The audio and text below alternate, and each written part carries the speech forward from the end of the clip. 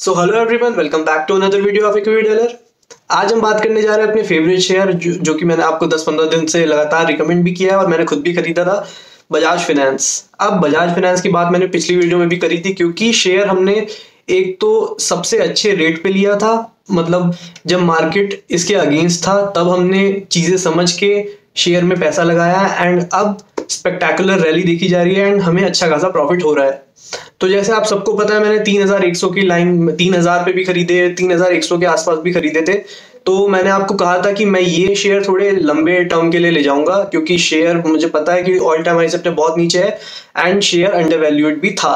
लेकिन अब शेयर ने मार्केट्स के चलते और न्यूज के चलते बहुत स्पेक्टेकुलर रैली दिखाई एंड शेयर अब आप स्क्रीन पे देख ही सकते हो कि कितना बढ़ चुका है। आज भी एक गजब की रैली के बाद मैंने अपने 8 शेयर, आप देखो स्क्रीन पे, मैंने 8 शेयर अपने ऑफलोड कर दिए एंड इसमें भी करीबन 5-5.5 हजार का प्रॉफिट हुआ है क्योंकि 3000 के लपेटे में लिए थे। एंड अब जो आप स्क्रीन पे देख रहे हो, इतने शेयर अब मेरे पास बचे हैं जो कि मैंने स्विंग ट्रेड मतलब पोजिशनल ट्रेड के लिए लिए हैं। अब मैं इसे 4000 जब ये क्रॉस करेगा, जब भी करेगा तब लूंगा। बाकी अगर इस बीच गिर गया तो ये जो मैंने 8 शेयर बेच के अब फंड जुटाए हैं, इसके पैसों के मैं अगर नीचे गिरा इन केस तो मैं इसे खरीदूंगा, नहीं तो बहुत नए नए ट्रेड्स आएंगे, अर्निंग सीजन फिर से वापस आएगा, मतलब टेक कंपनीज वगैरह उन सब में पैसा लगेंगे तो एक अच्छा खासा प्रॉफिट जनरेट हो सकता है। मतलब मैं आपको ये बताना चाह रहा हूँ कि सही टाइम पे सही चीज लेने से और सही चीज समझ के, मतलब समझ रहे हो ना, मैंने आपको जैसे इतना रिजल्ट्स पढ़ के बताए थे कि प्रोविजनिंग करिए तो किसी अच्छे के लिए की होगी। एंड अब एक और न्यूज चल के आई है, मतलब आरबीआई ने बैंक्स और एनबीएफसीज को, मतलब बैंक्स और नॉन बैंकिंग फाइनेंशियल इंस्टीट्यूशंस को एक सर्कुलर जारी करा है कि आप कोऑपरेट करके, मतलब एक साथ मिलके जो इकोनॉमिक सेक्टर है, वीकर इकोनॉमिक सेक्टर है, उन्हें आप लोन प्रोवाइड करो। अब इसका मतलब क्या है? अब कोऑपरेट करके मतलब क्या? मतलब कोऑपरेट करके मतलब ये है कि देखो, एनबीएफसीज की रीच बहुत ज्यादा होती है, ठीक है, लेकिन फंड्स नहीं होते, फंड्स की कमी होती है, मतलब लिक्विडिटी की थोड़ी कमी होती है एनबीएफसीज के पास और हाउसिंग फाइनेंस कंपनीज के पास। लेकिन बैंक्स के पास लिक्विडिटी बहुत होती है, कैश मतलब पैसा बहुत होता है, कैपिटल बहुत होती है, लेकिन रीच उतनी ज्यादा नहीं होती। तो अब आरबीआई ने कह दिया कि आप कोऑपरेट करो, मतलब एक दूसरे के साथ अपने लैंडिंग ऑपरेशन, मतलब एक साथ हाथ जोड़ो एंड जो जैसे इकोनॉमिक सेक्टर, इंडिया के इकोनॉमिक सेक्टर जो वीक है, जैसे एग्रीकल्चर वगैरह, ऐसी जगहों पे अपने लोन्स प्रोवाइड करो। तो इससे म्यूचुअल अंडरस्टैंडिंग, दोनों में एक म्यूचुअल एग्रीमेंट बनेगा बैंक्स और एनबीएफसी या हाउसिंग फाइनेंस कंपनीज में। और मतलब इस एग्रीमेंट में एक आप मोटा मोटा बात समझ लो कि अगर एनपीएज होते हैं या फिर कोई डिफॉल्ट करता है या फिर इंटरेस्ट जब कस्टमर इंटरेस्ट पे करेगा लोन्स पे, तो दोनों में इक्वली बढ़ जाएगा। इससे दोनों में रिस्क भी कम होगी एंड नेटवर्क्स बढ़ेंगे तो कैपिटल बढ़ेगी और दोनों के नेटवर्क्स, मतलब एनबीएफसी और हाउसिंग फाइनेंस कंपनीज के नेटवर्क्स बहुत होते हैं। तो मतलब ऑल एंड ऑल दोनों बिजनेसेस को फायदा होगा, बैंकिंग और एनबीएफसी।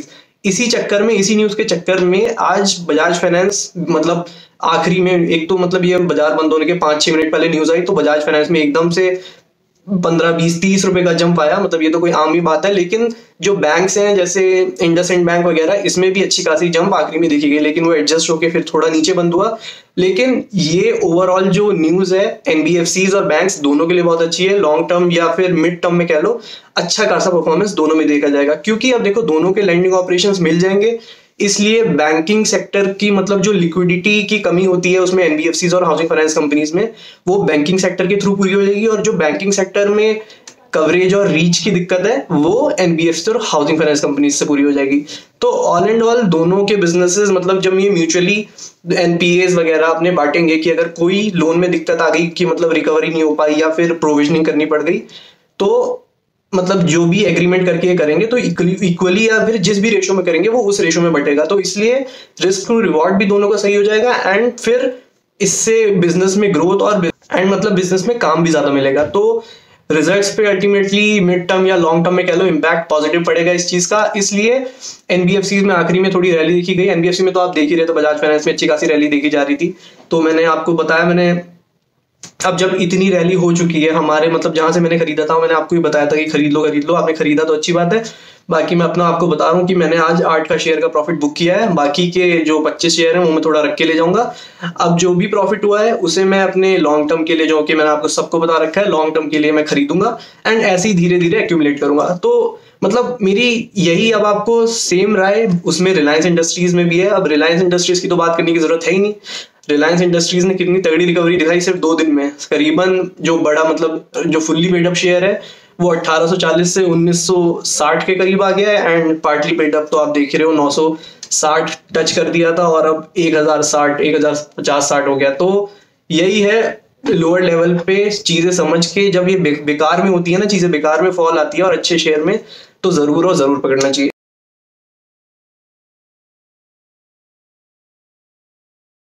और हाँ, बाकी हम बात कर रहे हैं रिलायंस इंडस्ट्रीज की, तो मोटा भाई ने फिर से हमें सरप्राइज करना शुरू कर दिया है। फिर से डील्स होनी शुरू हो गई हैं एंड पीआईएफ मतलब पब्लिक इन्वेस्टमेंट फंड जो सऊदी अरेबिया का है उसने 9,555 करोड़ मतलब 2% कुछ अपना रिलायंस रिटेल में इन्वेस्ट किया है। तो इसके भी अच्छे दिन आ रहे हैं धीरे धीरे। अपने ये भी अपने हाई पे चला जाएगा, फिर पछतावा होगा कि गिरावट में नहीं खरीदा था, नेगेटिविटी से घिर गए थे वगैरह वगैरह। इसलिए रिलायंस इंडस्ट्रीज भी रखने वाला शेयर है। रिलायंस इंडस्ट्रीज की तो बोलने की जरूरत नहीं है क्योंकि इतना वास्ट है, इतना ऑयल और मतलब ऑयल वाला जो सेक्टर है उसे आप साइड कर दो क्योंकि वो थोड़ा अंडर परफॉर्म करता है क्योंकि क्रूड प्राइस और इन सब के चलते।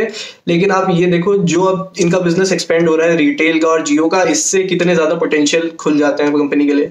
तो मेरी तो साफ साफ यही राय है कि रिलायंस और ये बजाज फाइनेंस और डॉक्टर रेड्डीज रखने वाले शेयर हैं। आपको गिरावट पे लेने ही चाहिए और घबराना बिल्कुल नहीं चाहिए। तो बस आज की वीडियो में मतलब मुझे बस आपको बेसिकली यही बताना था कि बजाज फाइनेंस में मैंने 8 शेयर के बुक कर लिए हैं एंड और जो 25 शेयर है मैं वो रख के ले जाऊंगा। क्योंकि अगर आप पे भी शेयर है और आप पे मतलब आपका मन है, देखो प्रॉफिट आप पार्शियली बुक कर सकते हो लेकिन अभी सारे शेयर्स में प्रॉफिट बुक मत करना क्योंकि शेयर बहुत अच्छा है, अपने ऑल टाइम हाई आप स्क्रीन पे देखो इसका ऑल टाइम हाई क्या है और मतलब लगभग 5,000 से 50-60 रुपए कम है ऑल टाइम हाई और अभी भी 3,700 के करीब कोट कर रहा है। और तो मतलब बहुत ज्यादा पोटेंशियल है अभी भी अपसाइड का और क्या पता अपने ऑल टाइम हाई को भी छू के क्रॉस करके चला जाए। तो बजाज फाइनेंस एक रखने वाला शेयर है, अच्छा मोमेंटम देता है, हाई बीटा शेयर है, इसलिए आपको एक एक्साइटमेंट भी मिली रहेगी और आपको एक प्रॉफिट ज्यादा होने के भी चांसेस बहुत रहते हैं, जैसे कि अभी हाल ही के 10-20 दिन में हो गया हमें। तो बस आई होप आपको वीडियो पसंद आई हो, समझ आई हो एंड अगर वीडियो पसंद आई हो तो वीडियो को लाइक करना एंड चैनल को अब तक सब्सक्राइब ना किया हो तो go and subscribe the channel. तो मिलते हैं ऐसी अगली वीडियो में, टिल देन शब खैर, बाय बाय।